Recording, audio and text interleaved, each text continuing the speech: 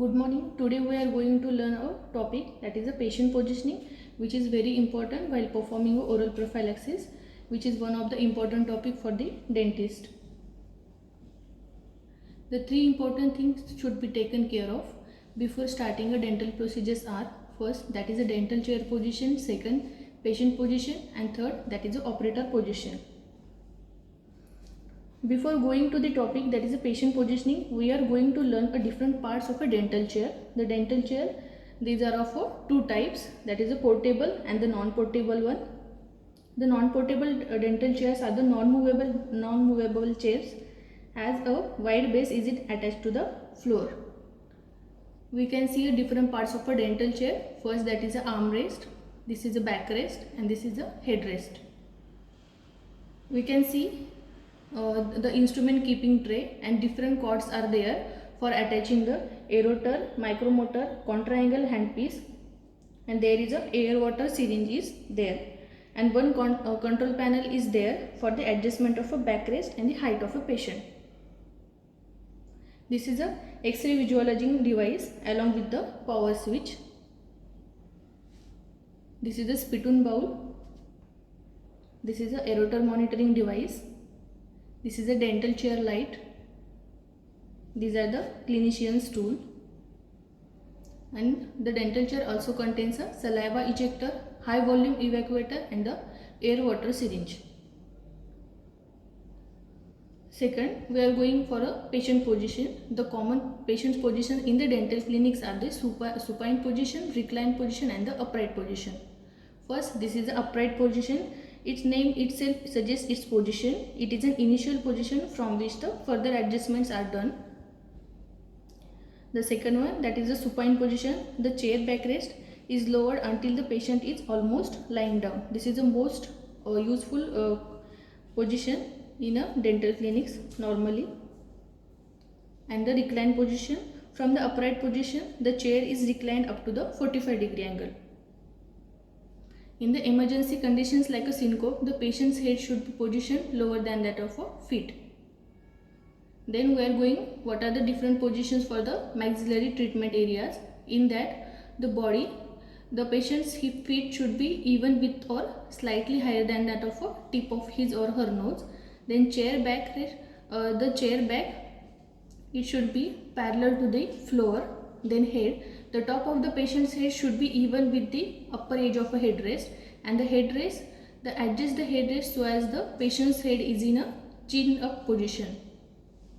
For the mandibular treatment areas, the patient's feet should be even with or slightly higher than that of a tip of his or her nose. Then chair back should be slightly raised above the parallel position at a 15 to 20-degree angle to the floor. Then head, the top of a patient's head should be even with the upper edge of a headrest, and the headrest, raise the headrest slightly so that the patient's head is in a chin down position. We can see in this diagram the adjustment of a patient's head according to the clinician's area of the interest. Then next we are going for the operator position.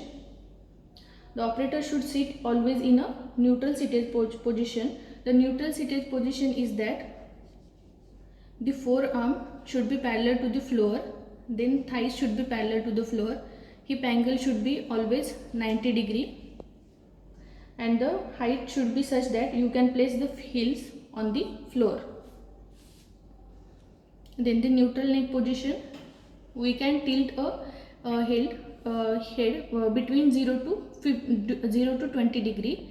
Just avoid forward bend or do a side bend.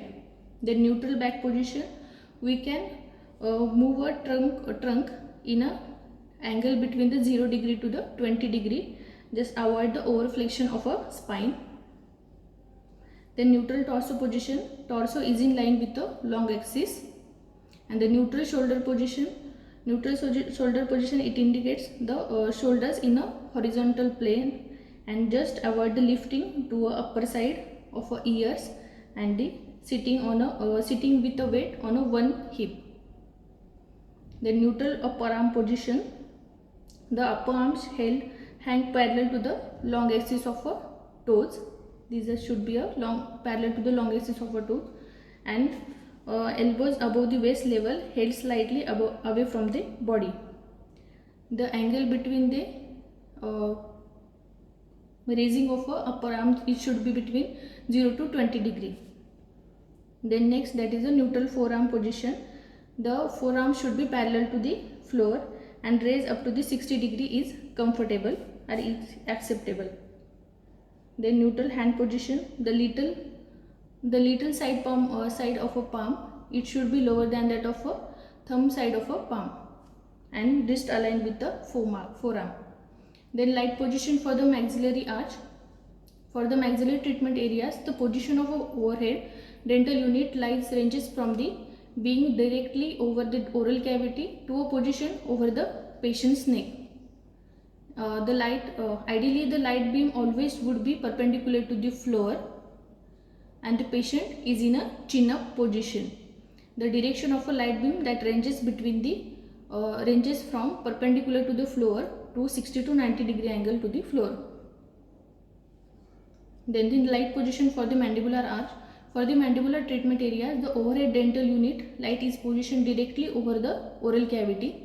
The position the light at the arm's length within the comfortable reach. Avoid positioning the light close to the patient's head, and patient's head is in a chin down head position.